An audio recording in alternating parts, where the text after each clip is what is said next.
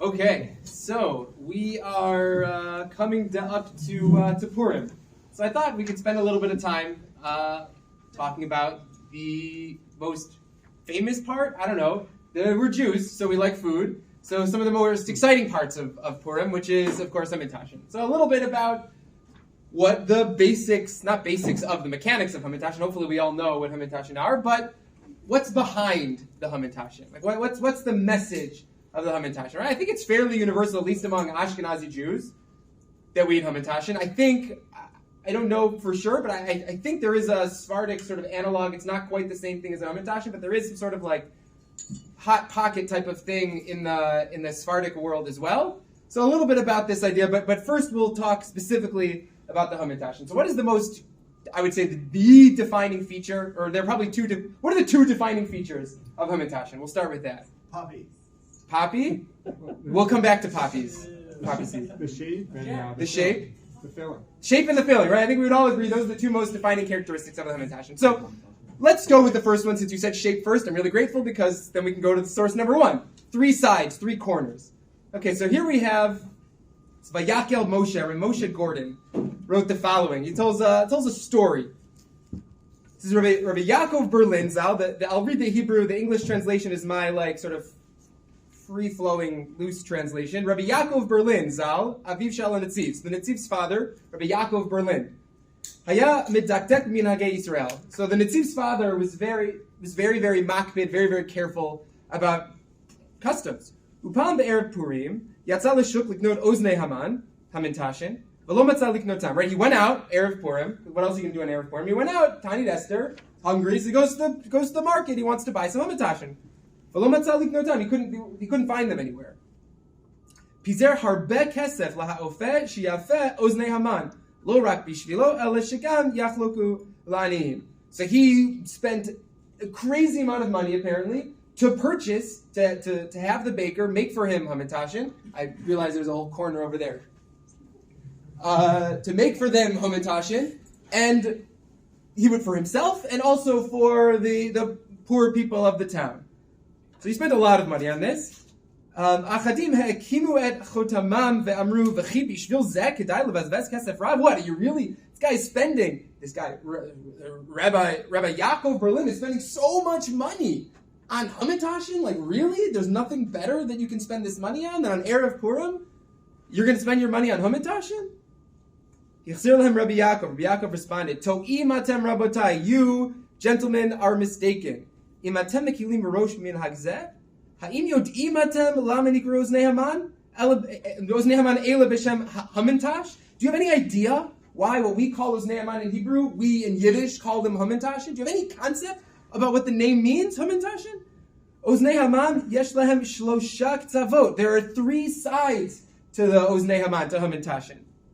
Lehazkir lanu, ma shemru chachamenu, ala pasuk b'layla hazeh nadash natamelech. That idea of the 3 sides, 3 corners of Hamantashen is supposed to remind us to the Megillah. The Megillah, there's this, b'layla hu nadash natamelech, right, when Achashverosh can't sleep, so there's this Midrash that says it wasn't just Achashverosh who couldn't sleep, nadash natam, Shel Shloshet Avot Ha'olam, Mimarad HaMachpelah, the 3 Avot Ha'olam, Avram, Yitzchak, and Yaakov couldn't sleep that night. They were all upset over what was about to be happening to the Jewish people. And so Avram, Yitzchak, and Yaakov couldn't sleep. Uvizchut, he continues, in the Korov Midrash Panim Acherim, and this is as a source in another Midrash, Uvizchut Shloshet Avot Eila, Tash Kocho Shel Haman, because in the merit of these 3 Avot, Avram, Yitzchak, and Yaakov, Haman's strength became tash, it became weak. Ve'alken korim lemine targima elu b'shem Haman tash ki tash kochov v'nidon litzliya. Why is it called Hamantashen? Haman tash. Haman became weak. Why did he become weak? Because of the zechut of the shalosh avot, Avram, Yitzchak, and Yaakov. So because of the 3 avot, Haman became weak. Haman tash, Hamantashen. That's the origin of the name. That's the reason for the 3 sides. And so he says, right, Minhag Yisrael Torahi, right, Torahu. It's the Minhag, this is Jewish practice, is incredibly important, and we can't just, cast it aside.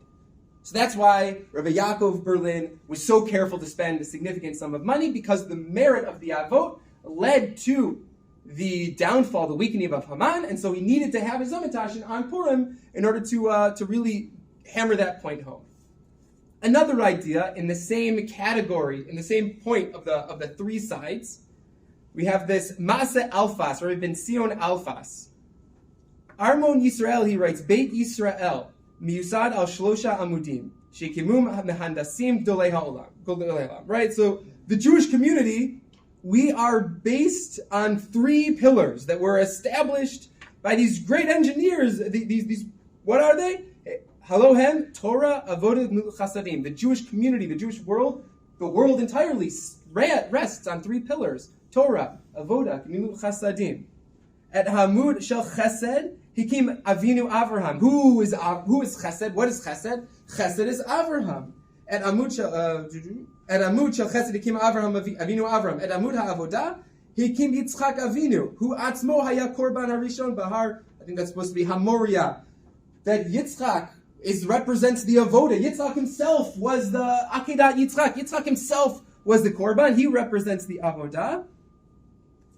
Ad Har HaMoriah, that was where the Beit HaMikdash eventually would stand. And then Yaakov Avinu, he's the one who was Ishtam Yoshev Ohalim Shel Torah. Yaakov represents Torah. Avram, Chesed, Yitzchak, Avodah. Yaakov, Torah. Did I say that? Avram, Mitzvah, yeah, you get it. Chesed, Gemilut Chasadim. That's the same thing. Chesed, Torah, Avodah. All three of them are all three of the Avot. Baha Shoter, so this guy, this officer, Haman, comes along. Uvikesh laharos et Beit Yisrael. Haman wanted to destroy the Jewish people. How do you destroy the Jewish people? Well, if we stand on Torah, Avodah, Gemilut Chasadim, so Haman tried to cut those away, get rid of Torah, Avodah, and Gemilut Chasadim. Ach Mordechai ve'Esther hirgishu miyad b'shorosh ha'ason ve'amtzu et kochotehem levases et amudim halalu. Mordechai and Esther understood. They got it. What Haman's trying to do is trying to undercut our foundation. Our foundation is Torah, Avodah, and Gemilut Chasadim. So we're going to have to strengthen that. If those are the pillars that are weak, that Haman's trying to get rid of, we have to fortify and strengthen those pillars. And so he continues to explain. So they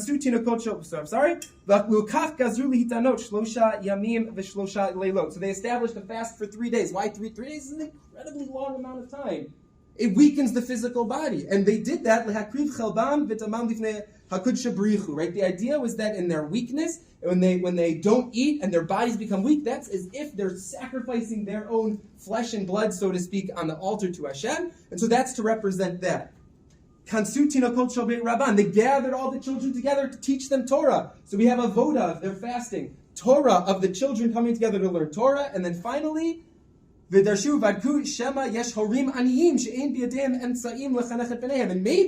there are some children here who their parents don't have the means to be able to afford school. So let's make sure that let's do chesed, Gemilut Chasadim, to help with the tuition payments for these kids.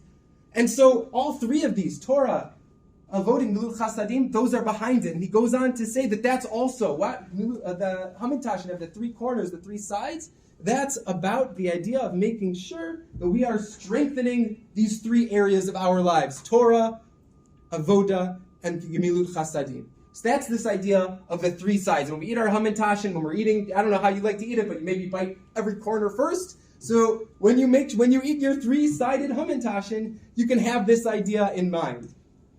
Okay, that's the Yiddish word. We'll come back to the other defining feature of Hamantashen in a moment. But okay, Hamantashen is what we call it here. What do we call it in Israel for the Israelis? Oznei Haman. Haman's ears. What is that? So Birkat Moadecha, Rabbi Nisim Dayan, source number 3. Hine, Kasher Shamu Amim Yirgazun. We have this, we say Shirat Hayam. All the nations, when they heard about Yetziat Mitzrayim, everyone was terrified. Every nation quaked. Every nation realized that there was something special, I don't want to say dangerous, but something powerful about Bnei Yisrael. Except for whom? Who didn't seem to care at all? It was Amalek. Right? Amalek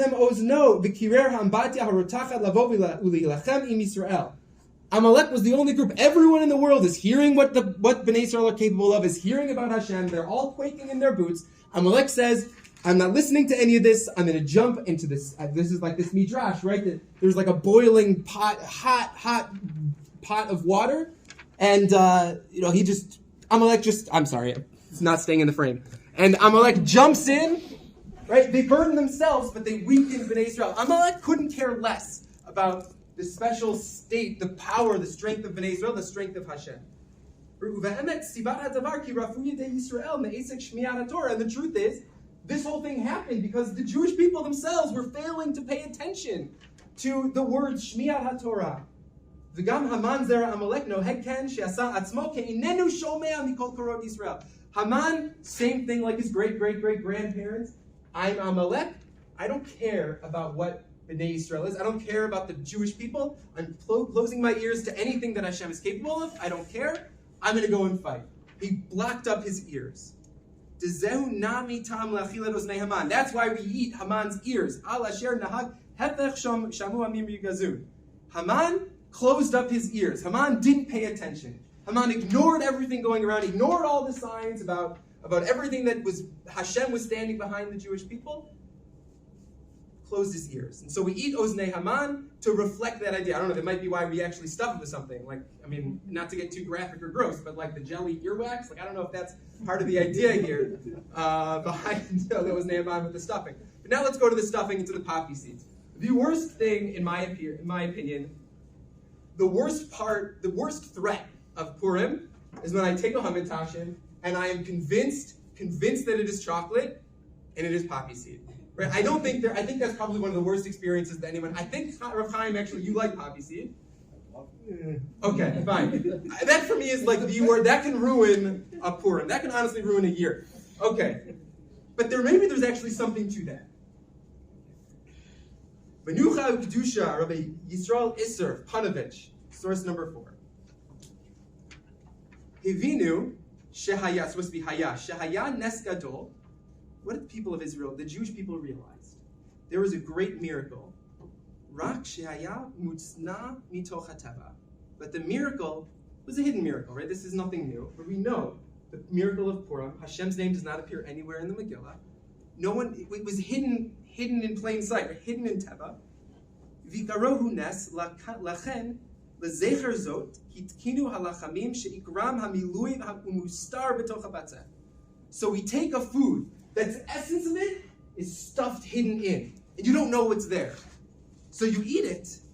You don't know what's inside. Just like the Jewish people, you could look at all the events of the Megillah, all the events of Purim, and not see anything. You could look at that hamantashen and not know anything. You could swear that it's chocolate, but when you open it up, you realize there's something else entirely behind the scenes.